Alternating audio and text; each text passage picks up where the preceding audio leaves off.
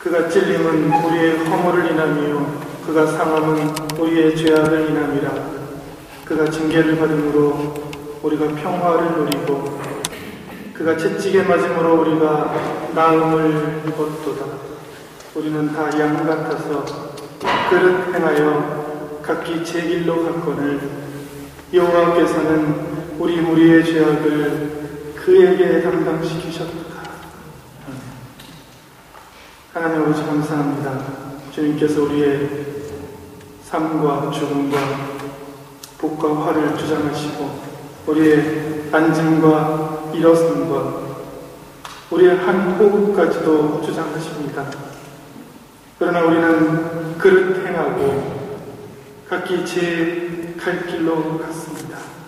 주님께서 우리를 끝까지 사랑하시매 자신의 사랑을 십자가에서 확증하시고 주님의 십자가의 보혈을 통해 우리를 사랑해 주셨습니다. 우리의 죄를, 우리의 허물을 용서해 주셨습니다.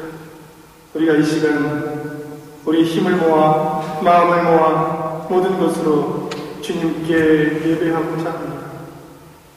주님의 살아있는 생명의 말씀을 듣고자 합니다. 주님의 십자가를 묵상하고자 합니다. 주님, 우리의 처음과 끝을 주장하시사 주님이 원하시는 말씀이 이 공동체에, 이 거룩한 교회에 울려 퍼지게 하시고 인간적인 생각들은 제해해 주시고 오직 여호와의 이름이 높여지는 주님의 생명의 말씀만 선포되는 귀한 시간으로 인도하여 주옵소서. 예수님의 이름으로 기도합니다. 아멘.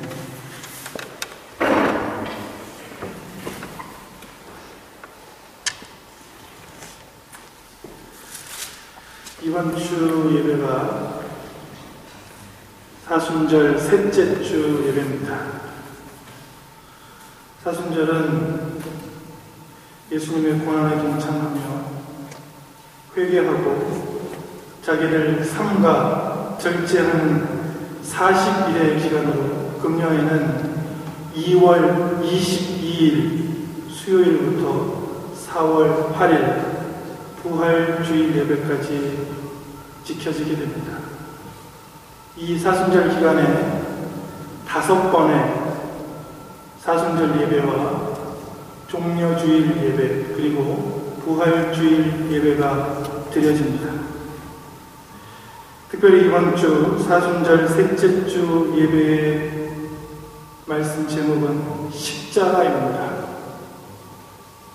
사순절의 그리스도인들이 먼저 예수 그리스도의 십자가를 깊이 묵상하고 주님의 고난과 죽음을 다시 한번 되새기는 시간을 가져야만 합니다. 히브리서 3장 1절에 이렇게 말씀합니다. 예수를 깊이 생각하라. 예수를 깊이 생각하라. 근데 오늘 말씀 제목 십자가가 본디 무엇인지 아십니까? 그래서 우리가 널리 찾아보는 위키피디아라는 사전에 한번 찾아봤습니다. 십자가는 십자가형에 쓰이는 형틀이다. 그런데 예수가 로마 제국에 의해 십자가형에 처해진 사건으로 그리스도의 대속적인 죽음을 생각해 하는 상징으로 요즘에는 의미가 바뀌었다. 이렇게 적혀 있습니다.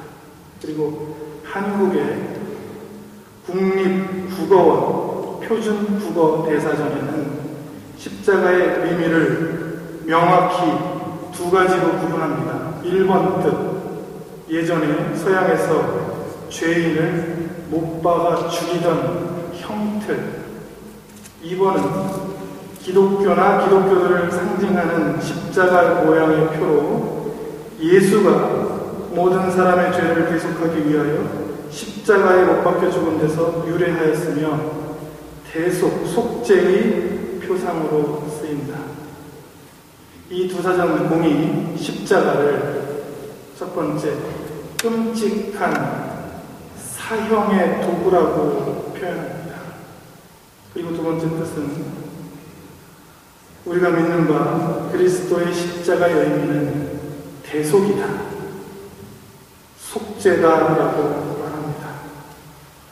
우리 그리스도인들과 성경에 말하는 바 세상 사람들을 구분짓는 가장 명확한 기준은 십자가입니다.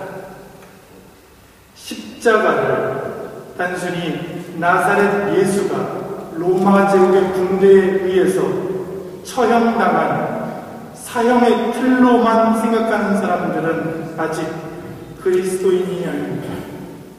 십자가를 바라볼 때에 저 십자가가 주님께서 나를 위해서, 우리를 위해서 세상 죄를 대신 지고 속죄의 의미로 오늘 성경 말씀대로 화목제물로 주님께서 대신 죽으셨다 믿는 사람들이 바로 그리스도인입니다.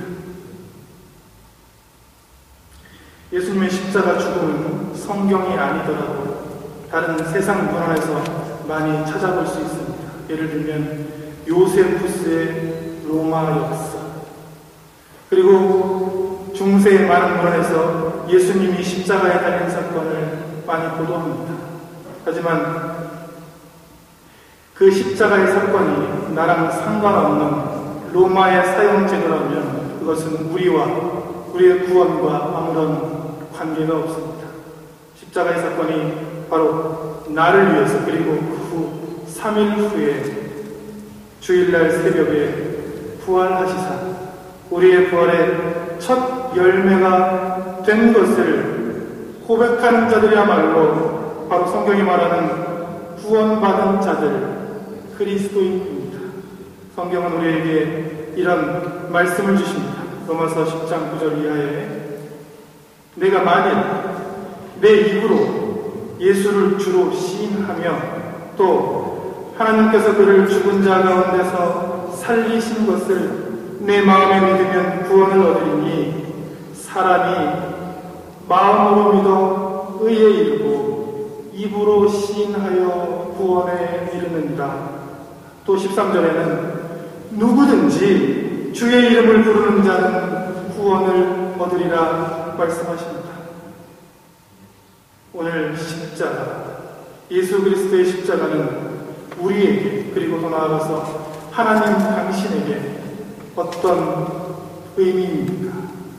오늘 본문 8절 말씀입니다. 로마서 5장 8절 말씀 다 같이 공독하겠습니다.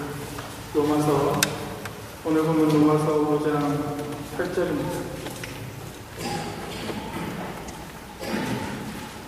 오늘 본문 말씀 로마서 5장 8절 다 같이 공독합니다. 우리가 아직 죄인 되었을 때에 그리스도께서 우리를 위하여 죽으심으로 하나님께서 우리에게 대한 자기의 사랑을 확증하셨느니라. 아멘. 기독교는 소위 사랑의 종교다 말합니다. 그리고 사도 요한은 자신의 저서 요한일서 4장 8절에서 하나님은 사랑이시다 라고 말했습니다. 그런데 우리가 이 하나님의 사랑의 속성을 쉽게 알아볼 수도 있지만 때로는 잘 알아보지 못할 때도 있습니다. 예를 들면 예수님의 비유대로 저 공중나는 새를 보고 들에 핀 백합화를 볼 때에 하나님께서 참으로 세상을 사랑하시고 세상을 지켜주시고 아름답게 가꾸어 주시는 사랑을 느낄 수도 있습니다. 하지만 우리가 천재지변이나 우리가 예상하지 못했던 일을 당할 때에 약육, 강식의 세계를 볼 때에 하나님은 사랑이시다라는 속성을 쉽게 알아보지 못할 때도 있습니다. 하나님의 사랑을 가장 확실하게 확증으로 보여준 사건이 바로 십자가 사건입니다. 예수 그리스도 십자가 사건 이전에 하나님께서 먼저 율법을 주셨습니다. 그리고 많은 선지자를 보내사 하나님의 사랑을 나타내셨습니다. 예를 들면 자신의 백성들이 애굽 땅에서 고통당하는 것을 보시고 모세를 보내십니다.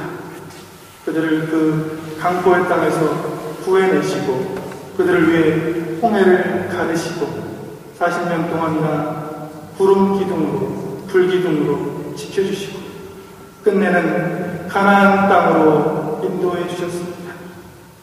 그리고 많은 선지자들을 보내시사 당신의 사랑을 나타내십니다. 하지만 하나님을 찬양해야 할, 하나님을 예배해야 할 백성들이 자신의 소견에 옳은 대로 행하고 하나님의 뜻대로 행하지 않습니다. 하나님은 마침내 자신의 그 유일한 아들마저 세상에 보내십니다. 예수 그리스도는 하나님의 사랑을 계시하시고자 나타내시고자 사람의 몸을 입고 세상에 오셨습니다. 성경은 이렇게 표현합니다. 말씀이 육신이 되어 우리 가운데 거하심에 우리가 그 영광을 보니 아버지의 독생자의 영광이요 은혜와 진리가 충만하더라. 성자 하나님이신 예수 그리스도께서 친히 인간의 몸을 입으시고 이 땅에 오셔서 하나님의 음성으로 친히 입을 열어 가르치시고 치유하시고 위로하셨습니다. 성경의 예언대로 병든 자들에게는 고침을, 슬픈 자들에게는 위로를, 죽은 자들을 살리시기까지 하셨습니다. 그리하여 하나님의 사랑을 나타내셨습니다. 그런데 이 모든 사역도 하나님의 사랑을 확증하지 못했습니다. 과연 그러면 무엇이 하나님의 사랑을 확증했습니까? 방금 저희가 읽었던 본문 말씀 로마서 5장 8절입니다. 우리가 아직 죄인 되었을 때에 그리스도께서 우리를 위하여 죽으심으로 하나님께서 우리에게 대한 자신의 사랑을 확증하셨다. 하나님께서는 십자가를 통해 자신의 사랑을 확증하셨습니다. 십자가를 통해서 말입니다. 바로 끔찍한 사형의 형틀에서 가장 고귀한, 가장 깊은, 가장 넓은 자신의 사랑을 확증하셨습니다. 아직 원수되어 있을 때에, 아직 우리가 죄갈 길로 갈 때에 죄 속에 거하는 우리를 위해 단번에 그분의 사랑을 나타내셨습니다. 물론 우리를 둘러싼 이 자연 세계가 하나님의 사랑을 나타냅니다. 선지자들을 통해 하나님의 말씀과 사랑이 계시됩니다. 예수님의 삶과 사역과 교훈이 하나님의 사랑을 그대로 계시했습니다. 그러나 이 모든 것보다 하나님의 사랑이 확실하게 나타나는 것이 바로 예수 그리스도의 십자가의 죽음입니다. 우리는 이 십자가에서, 주님의 순환에서, 주님의 죽음에서 하나님의 은혜를, 그리고 하나님의 사랑을 깊이 깨달아야 합니다. 바라기는 이 사순절 기간에 우리를 향한 하나님의 깊은 사랑, 십자가의 사랑을 깊이 묵상하시는 성도 여러분들 되시기를 축원합니다.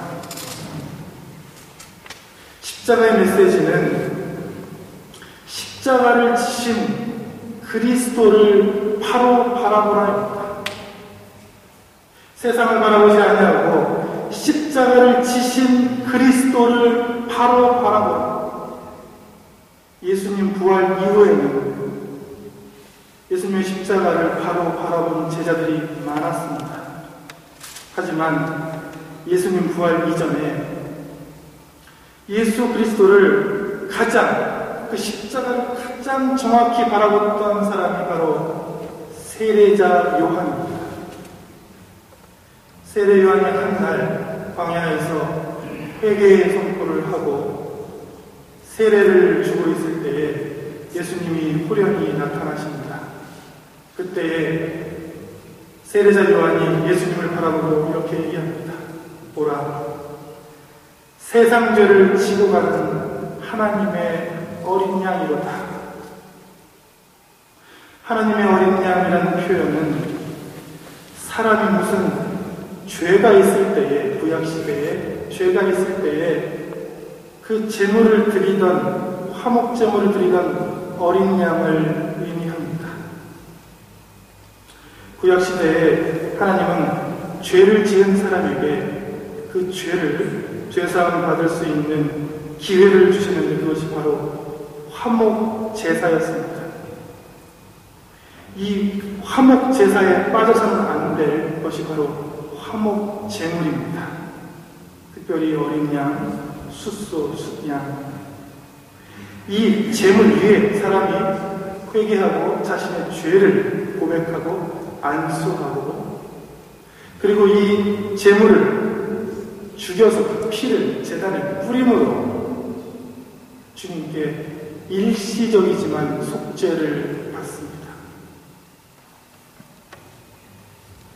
이 사건으로 하나님과 인간 사이에 일시적으로, 제한적으로 화해와 죄사함이 이루어집니다. 레위기 17장 11절에 육체의 생명은 피에 있으므로 피를 흘려 죄를 속하게 한다 라고 보도합니다. 히브리서 9장 22절에는 피 흘림이 없은 즉 사함도 없다 라고 보도합니다. 이미 말한 바와 같이 짐승의 피는 일시적이고 근본적인 해결책이 되지 못했습니다. 이런 구약의 제사들은 이미 히브리서 8장 5절에서 예언한 바 장차 올 그리스도의 모형과 그림자에 불과했습니다. 바로 그때에 주님이 나를 위해, 우리를 위해 세상에 오셨고 아무도 그를 알아보지 못했습니다. 오직 한 사람, 그 길을 예비하라고 보낸 세례자 요한만이 예수님을 보고 세상 죄를 다 지고 가시는 하나님의 어린 양이라고 고백합니다. 세례자 요한이 온갖 죽음의 위협 속에서도 담대히 회개의 선포를 하고 헤롯에게 죽임을 당하기까지 어찌 그리 담대히 하나님 말씀을 전했는가 생각해보면 세례자 요한은 십자가를 지실 그리스도를 계속 바로 바라보고 있었기 때문입니다. 그리고 그는 예수님의 길을 예비했습니다. 이 예언은 미국에서 일어난 일인데, 미국의 남북전쟁 기간에 군인들을 징병했습니다. 근데 그 방법이 마을에 가서 제비를 뽑아서 군인을 징병했습니다. 근데 한 마을에서 부모가 되시고 이미 결혼을 해서 자식이 많은 한 남자가 이 징병 제비에 뽑혔습니다. 그 안타까운 소식을 들은 그의 친구가 그 친구를 대신해, 본인은 아직 결혼을 안 했으므로 그 친구를 대신해 군에 자원합니다. 이 부양할 가족이 많은 이 친구는 이 무한히 감격스럽고 감사하면서도 내심 걱정입니다. 왜냐하면 이 친구가 나를 대신해서 전쟁에 나갔는데 혹시 그 친구가 부상당하지는 않을까? 또 그 친구가 행여 죽지는 않을까? 늘 이 전쟁 소식이 보도된 신문을 노심초사하는 마음으로 읽습니다. 그러던 어느 날 전쟁 기사 구보란에 그 친구의 전사 소식을 읽게 됩니다. 이 친구는 너무나 슬픈 마음에 울면서 그곳에 찾아가서 그 친구의 시신을 몸소 수습하고 마을로 가져와서 자신의 가족 묘지에 안장했습니다. 그리고 묘비를 세웁니다. 친구, 그는 나를 위하여 대신 죽으시다. 이렇게 적었습니다. 예수 그리스도는 우리를 위해 대신 죽으셨습니다. 그것이 바로 십자가입니다. 우리 죄를 위해, 우리의 허물을 위해 우리를 사랑하심으로 대신 죽으셨습니다. 이것이 예수 그리스도의 십자가를 가장 잘 바로 바라보는 것입니다. 성경 말씀 그대로입니다. 이사야 53장에 그는 실로 우리의 질고를 지고 우리의 슬픔을 당하였거늘 우리는 생각하기를 그는 징벌을 받아서 하나님께 맞으며 고난을 당한다 하였노라. 그가 찔림은 우리의 허물을 인하며 그가 상함은 우리의 죄악을 인하니라. 그가 징계를 받음으로 우리가 평화를 누리고 그가 채찍에 맞음으로 우리가 나음을 입었도다. 우리는 다 양 같아서 그릇 행하여 각기 제 길로 갔거늘 여호와께서는 우리 무리의 죄악을 그에게 담당시키셨도다. 주관하기는 이 사순절 기간에 세례자 요한을 바라보았던 것처럼 내 죄를 지고 내 대신 골고다 언덕을 오르시고 십자가를 지시는 그리스도를 다시 바라보시기 바랍니다. 세상에 주는 안락함이 아니라 주님이 주시는 십자가의 사랑과 대속의 은혜로 우리의 영혼을 채우시는 귀한 사순절 기간이 되시기를 축원합니다. 십자가의 도가 우리에게 주는 사명은 각기 제 십자가를 지고 따라오라입니다. 주님은 말씀하셨습니다.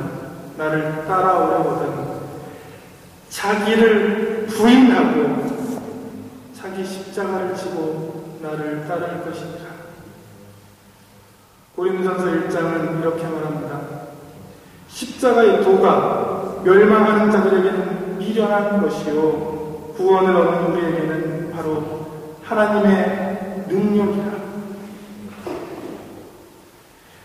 금요 기도회 때에 기도회 후에 차를 한잔 하면서 이런저런 이야기를 나눴는데 예전에 배고프고 힘들던 시절에 반대로 오히려 더 신앙에 열심을 내고 간절히 자신의 십자가를 지셨던 이야기를 들었습니다. 하지만 지금 풍족한 시대에 반대로 우리는 우리가 져야 할 기도의 십자가, 헌신과 봉사의 십자가, 주님 말씀을 땅 끝까지 전해야 할 선교의 십자가를 과연 예전보다 더 지고 있는지 한번 생각해 보았습니다. 성경은 고린도전서 1장 22절 이하에서 또 이렇게 말합니다. 유대인들은 늘 표정만을 구한다. 헬라 사람들은 늘 지혜를 구한다. 하지만 우리는 십자가에 못 박히신 그리스도를 전하니 이것이 늘 유대인들에게는 거리끼는 것이요 헬라인을 비롯한 이방인들에게는 미련한 것이로되 바로 구원받는 우리에게는 그리스도의 십자가가 능력이고 지혜이다 라고 보도합니다. 사형 죄인을 죽이던 그 수치의 형틀이 십자가가 어찌 유대인들에게 헬라인들에게 받아들여줄 수 있는, 이해나 할 수 있는 의미였겠습니까? 이 십자가의 길, 십자가의 터는 철저히 구원받은 우리들의 몫입니다.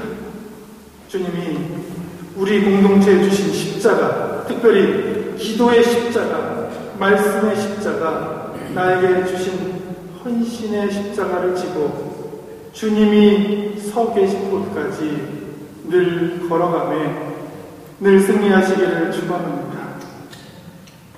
마지막으로 기도회 때 이미 말씀드렸던 것처럼 성경은 이 십자가를 공동체가 서로 져주기를 권면합니다. 갈라디아서 6장 2절에 너희가 짐을 서로 지라 그리하여 그리스도의 법을 성취하라라고 말씀합니다. 로마서 15장 1절에는 믿음이 강한 우리는 마땅히 믿음이 약한 자의 약점을 담당해야 한다라고 말합니다. 성경 말씀처럼 자신의 십자가를 지고 주님을 따릅니다. 하지만 내 십자가만 졌다고 교회가 마치 사회나 회사처럼 책임을 다한 것은 아닙니다. 교회에는 그리스도의 법이 있습니다. 그리스도의 법은 각자 자기의 십자가를 지고 주님을 따르는데 약한 자가 있으면 저 십자가를 서로 져주라. 믿음이 강한 자들은, 기도의 은사를 받은 자들은 약한 자들을 위해 기도해주고 권면해주고 위로해주고 각자 짐을 서로 짐으로 그리스도의 법을 성취하라고 말씀합니다.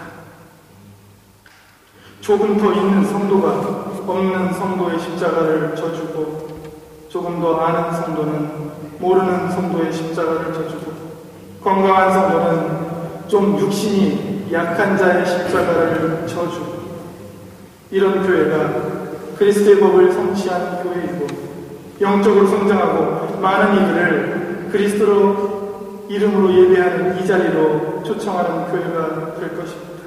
왜냐하면 예수 그리스도가 먼저 우리의 십자가를, 나의 십자가를 먼저 대신 지시고 십자가에서 죽으셨기 때문입니다.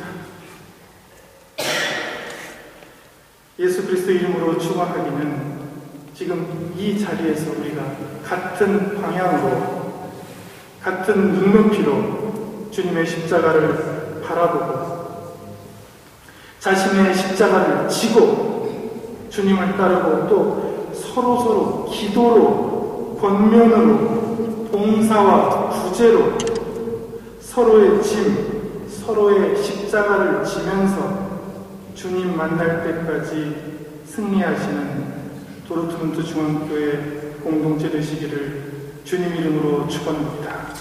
기도하겠습니다.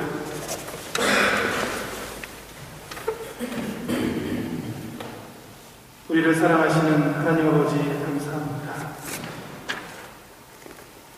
부족한 자들이 아직 주님과 원수 되었을 때에, 죄인 되었을 때에 주님이 독생자를 십자가에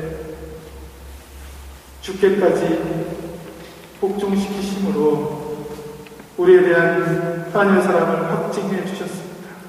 우리도 또한 구원받은 자로 그리스도인으로 우리의 십자가를 지고 주님의 십자가를 바라보며 서로 십자가를 대신 져주고 그리스도의 법을 성취하는 공동체로 주님 만드시고 이끌어 주옵소서.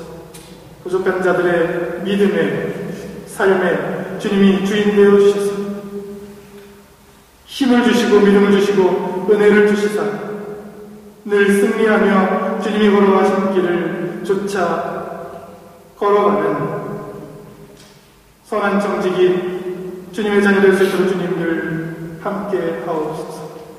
예수님의 이름으로 기도합니다.